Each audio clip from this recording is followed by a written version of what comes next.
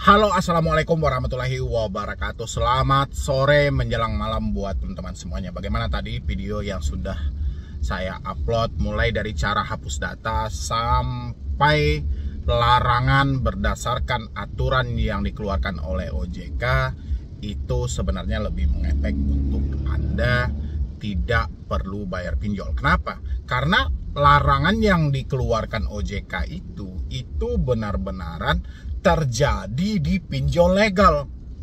Apakah ini terjadi di semua pinjol legal? Tidak semua juga, ya. Mungkin setengah dari pinjol legal melakukan pola pengancaman seperti pinjol ilegal. Makanya saya bilangin, kalau kemarin OJK sebutin masyarakat sudah paham membedakan antara pinjol legal dan pinjol ilegal. Iya, masyarakat tahu ini pinjol legal, ini pinjol ilegal. Yang tidak diketahui oleh masyarakat adalah membedakan mana ancaman pinjol legal dan mana ancaman pinjol ilegal. Semuanya sama, ya. Kan itu sebenarnya yang jadi masalah. Hari ini yang mau kita bahas adalah tentang banyaknya suara yang dikeluarkan oleh teman-teman semuanya. Bubarkan pinjol, periksa OJK dan AFVI. Kenapa? Ya, ini permintaan siapa ini gitu loh? Permintaan orang gagal bayarkah? Permintaan semua masyarakat Indonesia kah? Atau siapa gitu loh? Isi di kolom komentar biar saya bantu untuk menerangkan kenapa harus bubarkan pinjol dan periksa OJK. Oke. 2016 lahirnya pinjaman online, ya. Pinjaman online mulai masuk ke Indonesia 2016. Ingat ya buat teman-teman semuanya, pinjol ada di Indonesia itu 2016. Visi misi pinjol yaitu membantu UMKM. Tujuan utama mereka adalah menjangkau masyarakat Indonesia yang tidak terjamah atau yang tidak bisa diberikan pinjaman oleh bank konvensional. Ini tujuan mereka ini lebih ke daerah, ya, mungkin daerah-daerah yang jauh dari perkotaan atau di perkotaan sendiri masyarakat yang tidak mampu terjangkau oleh bank konvensional. Seiring waktu berjalan, visi misi ini malah berubah. Pinjol lebih cenderung berada di perkotaan, di lingkungan kota-kota besar dan lingkungan kota-kota maju. Kenapa? Pinjol lebih menspesifikkan untuk suatu keinginan, ya, bukan lagi untuk memenuhi suatu kebutuhan yang tidak terpenuhi oleh bank konvensional. Mulailah pinjol mengembangkan sayap dari dunia paylater, mulailah pinjol menawarkan kredit handphone dan kredit barang, mulailah pinjol memberikan dana-dana instan kepada mahasiswa atau kepada para pelajar. Hal ini disebabkan karena si pinjol tidak membutuhkan yang namanya kredit scoring. Pinjol hanya membutuhkan data dari setiap pengguna mereka yang mau melakukan peminjaman di aplikasi mereka. Terus apa yang bisa dilakukan OJK sampai OJK menerbitkan beberapa larangan?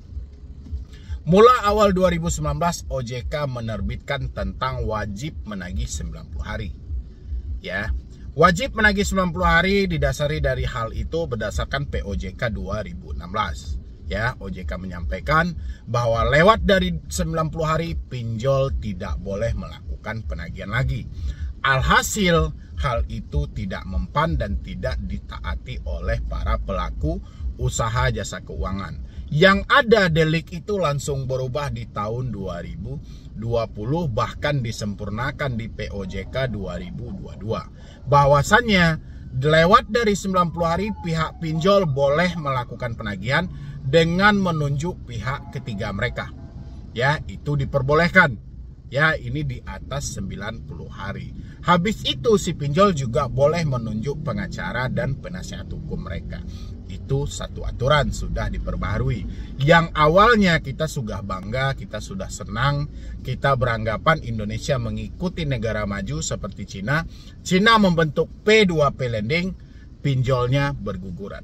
Indonesia menerbitkan P2P lending, pinjolnya malah subur. Ya, disebabkan kenapa? Terlepas dari aturan yang diciptakan oleh OJK, begitu ada aturan yang dilanggar, belum ada OJK benar-benar menjatuhkan sanksi tegas terhadap pelaku usaha jasa keuangan yang melanggar hal tersebut. Ya, seiring waktu berjalan di tahun 2022 juga OJK menerbitkan 3 larangan yang tidak boleh dilakukan oleh pinjol legal. Larangan tersebut mengacu kepada pertama dilarang melakukan penagihan dengan ancaman kekerasan, habis itu dilarang melakukan penagihan dengan pengancaman yang bersifatnya mempermalukan, dilarang melakukan penagihan dengan kekerasan fisik ataupun verbal. 3 larangan ini diterbitkan oleh OJK.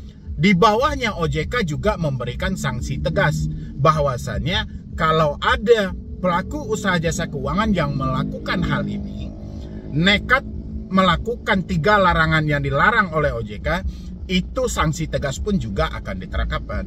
Bahkan sampai si debt collectornya akan diproses ke jalur hukum atau pidana, para dari pinjolnya itu akan dicabut izinnya atau dikenakan sanksi administrasi. Ya, itu menurut versi OJK aturan yang dikeluarkan 2022. Alhasil, mungkin teman-teman sendiri juga sudah paham. Bagaimana dengan penagihan pinjol legal? Ya, bagaimana mereka melakukan teroran terhadap diri Anda? Ya, apakah 3 larangan yang dikeluarkan oleh OJK tadi benar-benar diikuti oleh pinjol? Isi di kolom komentar. Ya, itulah makanya banyak orang bersuara, bubarkan pinjol, periksa OJK. Tujuan untuk memeriksa OJK ini, benar atau tidak dia benar-benar mengawasi pinjaman online ini, mulai dari prakteknya sampai cara mekanisme dari data yang ada. Kayaknya OJK hanya lebih mempedulikan soal data saja, bukan soal fakta yang sedang terjadi dan sedang dialami. Begitu atau tidak? Ya. Habis itu lagi 2022 juga atau 2021 OJK menerbitkan aturan kembali. Aturan itu adalah pinjol legal cuma boleh mengakses 3 hal. Pertama mikrofon, kedua lokasi, ya, ketiga kamera. Ya, yang biasa mereka singkat dengan camilan, kamera, mikrofon, dan lokasi. Ya.